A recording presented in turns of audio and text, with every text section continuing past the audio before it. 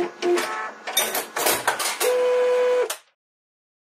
hello and welcome to this Fotospeed YouTube video with me, Tim Jones, and Mr. Sam Gregory here sat next to me. Hello.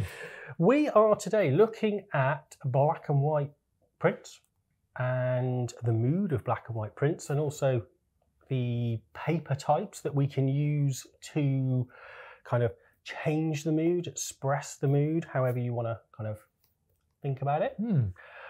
Also, we've got 3 prints that we've printed, and we're just going to be talking about them and different types on matte and luster type of papers and brighter type of papers and things, and what kind of different papers do to your image.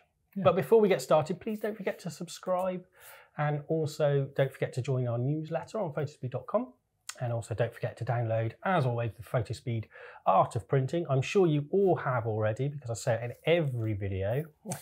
So get on the Fotospeed website and download the free ebook from us, all about printing and getting your printer set up to framing, to mounting, bookmaking, absolutely everything in between.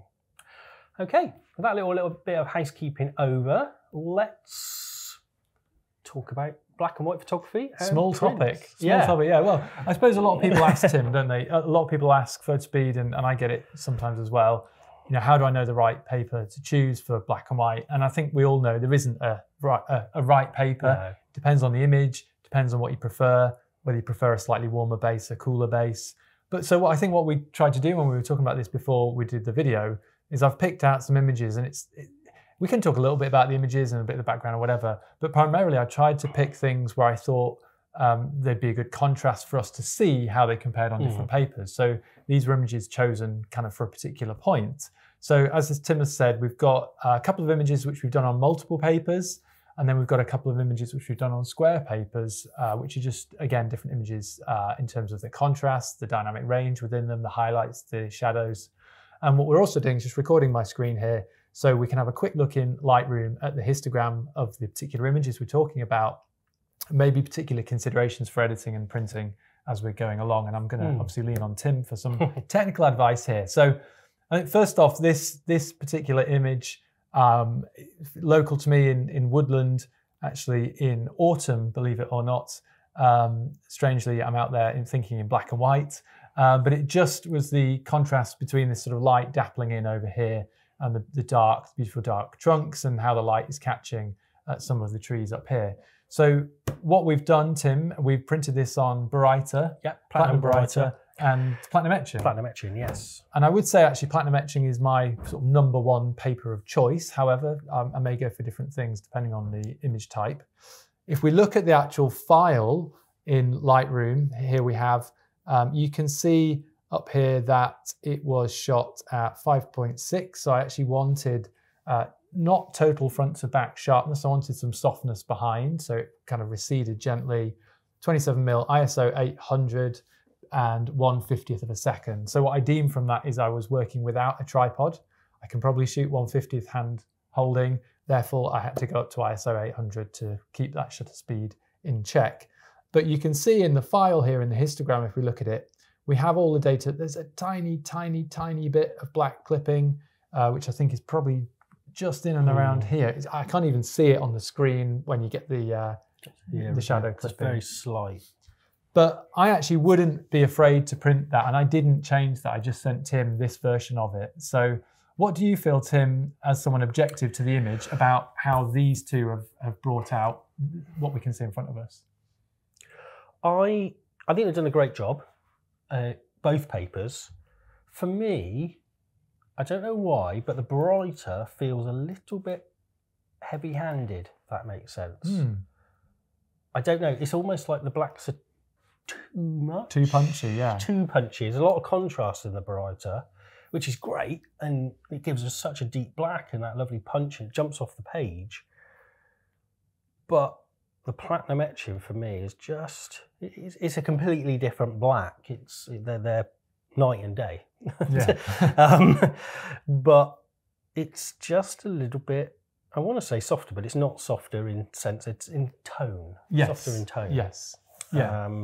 But I don't know what you're kind of going for. This is quite dramatic, and this has kind of just softened it out a little bit. And you can't really see it on the screen, but on the you've just got this little band of light here. Yeah, yeah. Which is, it's come out in the print a little bit more, hasn't it? I think.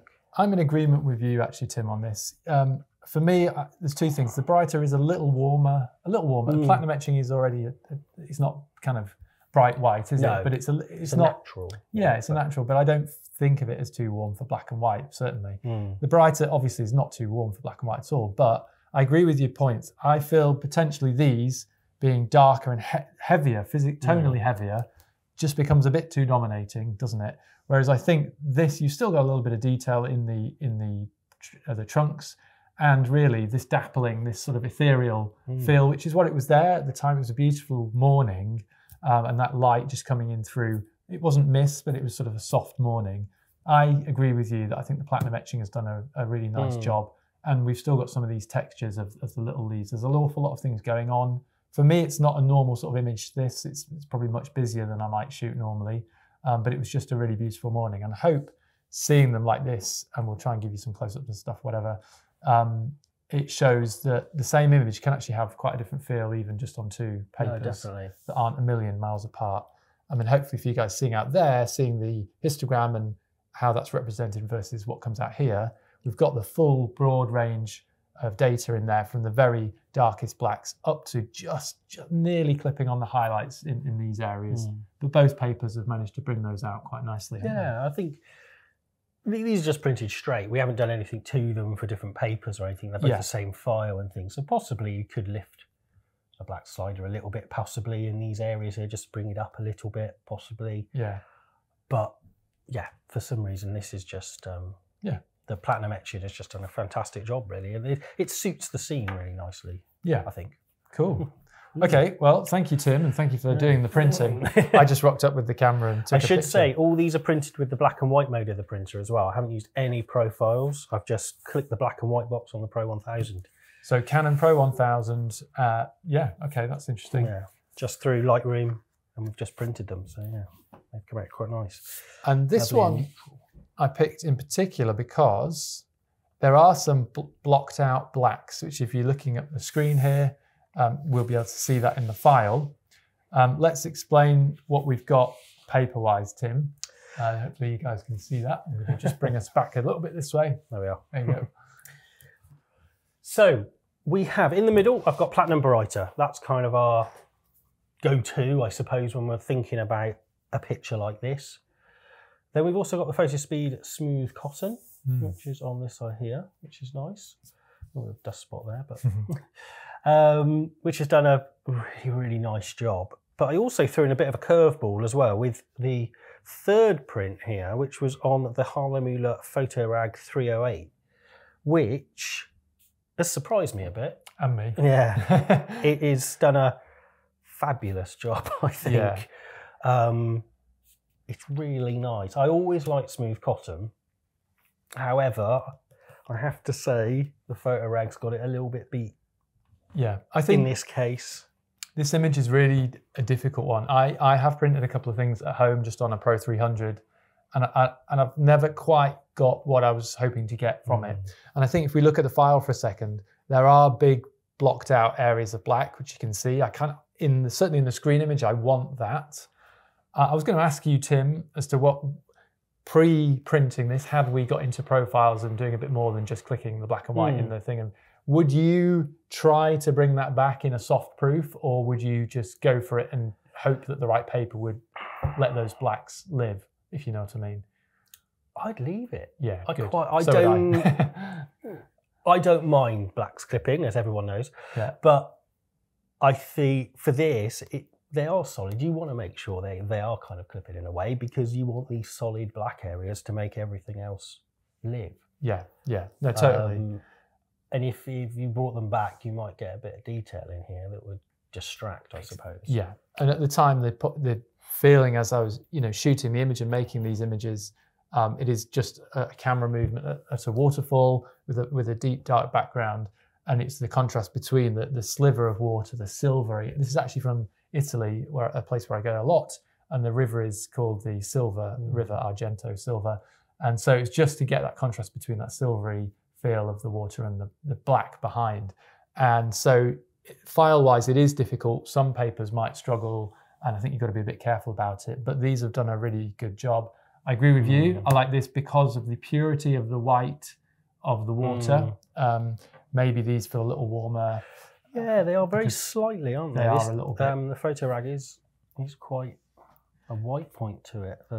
The smooth cotton is a little bit warmer. And if you're looking for a Fotospeed paper, NST Bright White would probably be very similar to this. That would do the job fantastically as well. And that's actually what I ended up on at home, was the one that did the best job for me. So that kind of all does check out. But again, different interpretations of the same scene. And again, I chose this one because I thought it might be a slightly tricky one to print. But as it turned out, it's come out really quite nicely. Nice. Yeah, I don't think you need to do anything profile-wise or anything like that. They're lovely and neutral. Yeah. The black and white mode's doing a great job. As it does in most cases now, I feel, especially on those pigment-based printers with the grey inks and things. It does, it just does what it says on the tin.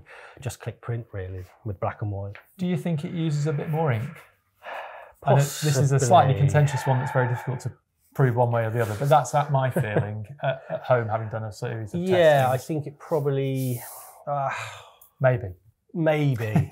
I'm not allowed to be controversial anymore, so but I think possibly. I mean, if you're using on Epson's perhaps possibly with carbon blacks and things that, well, they don't apply to matte papers. I don't know actually. Have you ever met a man sitting more firmly on the fence? Well, when I'm feeling a bit more brave, perhaps later in the year, I might have a look at it. Yeah, all right, we'll warm up to that. We've got a couple on square. Again, these are quite different, and for the purposes of having a test, we did this. This is on the gloss. Legacy gloss. Yeah. Quite a warm paper, but it does black and white lovely. I love the texture of legacy gloss. It's 100% cotton, but just has this lovely sheen of this darkroom kind of gloss. It just looks lovely. I love the way, some people put off by sheen and things, but with this paper, I just really like it. I almost like seeing the texture and the sheen in it. I don't know. Feels like a proper photo. It does, doesn't it? Yeah. It's a silly thing to say. It feels like that darkroom print. Yeah. It's like that traditional kind of print. And the image, actually, if we take a look at again on the folder, on the files, excuse me, we are right at the back end of the blacks, and there is a little bit clipping down at the bottom, which again, I'm not worried about either on the screen version and or on the print version. But again, if we look over to the highlights, this is shot at f8, just for reference sake, 70mm, ISO 200, again hand holding, 1/500th of a second. We do go right up there, and these areas are quite light, but we haven't lost anything. And it's a simple image, it's a fairly graphical image. There is no grad, and there's been very little burning in of the top either. That it was just right in a bad squall. You can see that a little bit here. We were just about to get very wet on this walk. And so it just captured in that way and then processed a little bit towards the black and white dramatic end of things, but really nothing major. And I think the paper's done a fab job at, this should be blocky and thick, and I don't want detail there. We've got it where we want it. This should be rich, and I wouldn't try and pull anything out of it. It's what it should be because it matches tonally with what's happening. And you've got the detail in the highlights because you can see the line, very faint. You probably won't see it on camera, but there is a line, I can assure you, just down here where the highlights have just held, But it looks beautiful, lovely shot. I like it, and I like the square paper is obviously for squares, but I do a lot of squares, and printing it like this, not having waste, you've still got good choice with the square papers. The platinum etching, the brighter, the legacy gloss, and some others. Yes. We'll put that up on the thing. Did you shoot square when you were shooting these? Yes. Did you change the aspect ratio? Yeah, so I will walk around with it in square, or I'll see the scene and I'll think that is a square and I'll shoot it square. Because it does change the way you think, doesn't it? Definitely. Yeah. And I mean, there's nothing wrong with necessarily cropping after, but the question would always be, well, why didn't you think about that at the time? You know, because we really should compose to what's happening in front of us, in my opinion. And therefore, if you're working in the squares at the time, you can then finesse the finish, the composition, etc. Now, this image is quite different, Tim, in that it's a lot lighter, it's a lot airier, isn't it? So I think a bright white paper we went for. And I actually, again, throwing a bit of a curveball, I went for our matte ultra paper. Being a bit budget conscious at the minute, I suppose. And kind of, it's probably one of our most economical papers, price-wise, but it does a fabulous job. It's pH neutral. We can't officially call it fine art because it isn't that 300 gram or over 280 gram paper. It's only 240. However, in all essence, it is. It's been tested for light fastness and all that kind of stuff, and it passed and everything. So it's fabulous. It's a bright white, works fantastically for anything really, if you're framing or mounting or anything like that. Absolutely fantastic. Yeah. Yeah, and it's just done a cracking job here, I think. I'm really pleased with this actually, and I've got a stack of this paper at home as well, and it's great. Shamefully, sometimes I use it just as kind of a testing thing, but actually I really think it works nicely on this, where we've got areas with very little going on. If there was a lot of texture in the paper, I would find that disturbing, as I'm probably sure you would. And there's enough in the detailed parts. These fine grasses are, showing really nicely. It's not, it's very fine detail is what I'm trying to say, but the smooth areas are not interrupted. And this is just at the edge of a little tarn, actually, in the Lake District. And again, shooting square, yes, Tim, and also shooting black and white. So I'm with my camera, I'll have the black and white preview in already there. So I can see through the viewfinder black and white and square in this instance. And that I find is a really nice way to get what you're hoping to end up in a print one day or on the screen at the point of capture. Yeah. And you can then artistically make your decisions, accordingly. But because you do think when you're seeing it in black and white and you are framing it in a certain way as well, you are thinking in a different way. Yeah. It really does kind of work. Yeah. And you end up with a bit more interesting pictures as well. I suppose it's a bit like using a zoom lens or a prime lens as well. It's kind of that kind of thing. Yeah. You take different pictures. I always find with a zoom lens, you're kind of quite standardized. I know what you're saying. In a way, I'm not saying everyone is, but I was definitely that I kind of just take the same kind of pictures and the same focal lengths and things. Whereas if I had a prime on, it would force me to move and take more interesting pictures, or interesting to me anyway. It does force you to move. Maybe you miss the odd thing, but that's the nature of it. But I do think you start to see in those fixed focal lengths perhaps, and that's a benefit. I think if we just look at the file, it's just threatening that we're clipping the highlights a tiny bit, but actually again you can't really see where. We can definitely see a line round here, so it hasn't clipped to there. But it's again, actually, if you follow the histogram right down, it doesn't look like it, but there are bits right down to the bottom edge, because in here, and as you're pointing out there, Tim, those are quite dark. If you compare them to here, that is the full, that's the full range, tonal range of what you can possibly get out of a file. So for me, this paper, great price, great quality. And it actually stands up to quite a lot of different styles. Definitely. I think, but on a photo rag, it would look as well, but just 5 or 6 times the price. Yeah, I think it works better on that, honestly, And again, this one, I'm really happy with how it's come out. It just looks lovely. I love the blacks on this paper particularly. But it is quite warm, I would warn you. It is quite a warmer paper, as you can see, kind of a matte ultra and a legacy there. It does have quite a bit of warmth to it. It's only really sometimes when you compare them back to back like that you spot just how warm some of these are. So I mean, actually, my advice as ever would be, if you're thinking about black and white printing, is to start with the test packs that Fotospeed sell. Make sure you then get the profiles for your setup at home. We've done videos, Tim's done lots of great videos about how to do that and what that means. And that means that then you're going to print out the same image on a variety of papers using the correct profile that you've had done free with Fotospeed when you buy the packs. And you can then see, right, this image on 3 different papers looks like X, Y, Z. And you slowly build up this background knowledge that you're going to understand that certain images you might like certain papers for, basically. And you can have 2 or 3 different papers in stock, and that's what you do. But don't be scared of the blacks. I think that's what I would say. You don't have to pull that back for the print. If it's blocky, you can still print really well. I always remember when I first started printing in the darkroom, and then I went to university, and I always remember the technician at university, he said, you should have a solid black and a pure white in your picture, because then you should have the full tonal range going through. And now everyone's bit terrified of the clipping and the burning out and things, and everyone puts the warnings up, says you shouldn't have that and things. But I don't know, maybe there is something in that. I'm not saying he was right, but I'm just saying if that's what he used to say, and it kind of makes sense that you get that nice range through your picture, as long as you're not losing any vital information. If it's blocking, say, in the corner, or it's a gate post that just sets the black off, because that pure black, that clipped black will in turn set everything else off because it's got something to play against. Yes, it's the transition between, isn't it? Yes. Yeah.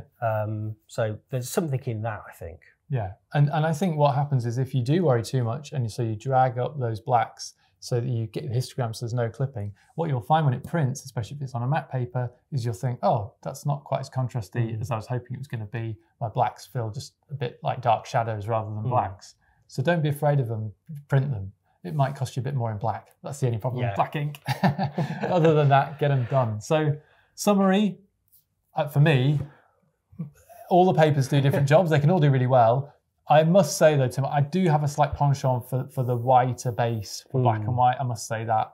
Although if there are warmer images that maybe still suit it, that's fine. But I do have a slight penchant for that. And I know you've been impressed with the photo rag as well. The photo rag has just cost me some money, so I'm going to have to buy some while I'm here, because that is really knockout. I'm really impressed with that. Yeah. We'll let Harley Miller know. Yes, have a word. But as I say, NST Bright White, I think is very similar. Very similar. But there is a quality to this, which is very difficult for you guys to see, but it really leaps out at me for this image. Amazing. Yeah, I'm really knocked out with it. Yeah, I mean, NST Bright White gets very close. To it, really close. Yeah, but it just looks lovely. It's just fantastic. Yeah, lovely. Cool. Yeah. Well, hopefully that's helped you out there. You know, black and white printing can be a bit scary. I think if you've got your profiles right and you've calibrated your screen, you should be getting black and whites that are what you expect to be. If you've got some sort of tints and things going on, there's something in your workflow which is probably not right, either the calibration or the profile. It's usually going to come down to profile or something, or driver, reinstall the drivers and printer and things just to check. But yeah, generally it's usually 9 times out of 10 it's going to be a profile or something going on. And the good thing, actually, before I let Tim close the video, is if you are having problems like that and you've bought the Fotospeed paper and it's coming out and there is some sort of magenta hue or something going on, as I say, there will be a reason. You can talk to people here. They will help you. This is not just like buying off a website who is shipping from a warehouse and you can't talk to anyone. These guys want you to be happy with your printing so that you can then do more of it and you can understand what the best paper for you is. So if you are having problems with your black and white printing, do get in touch with Fotospeed if you're buying some gear, and obviously they'll be able to help you out. Yeah, I always say to people that more often than not, I have had all the problems you've had. So please don't feel ashamed or anything like that about phoning up. I probably have all the problems you have daily. So then with things going wrong and colour casts and everything, I have it all as well. So please, yeah, if any problems, you've got any questions, just drop us an email or give us a call and we'll be able to help you out and get you back up and printing some amazing black and whites. Cool. Lovely. Well, I hope that's inspired. Hope that's given you a little bit more to think about as well. So as always, don't forget to subscribe to the Fotospeed YouTube channel. And also don't forget to sign up to our newsletter to get all the news from Fotospeed and exclusive discounts.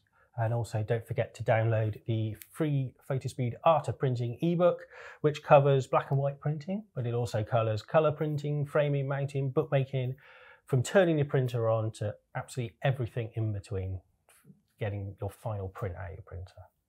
And also, don't forget, we'll be here every Thursday on the Fotospeed YouTube channel. So until next time, bye-bye.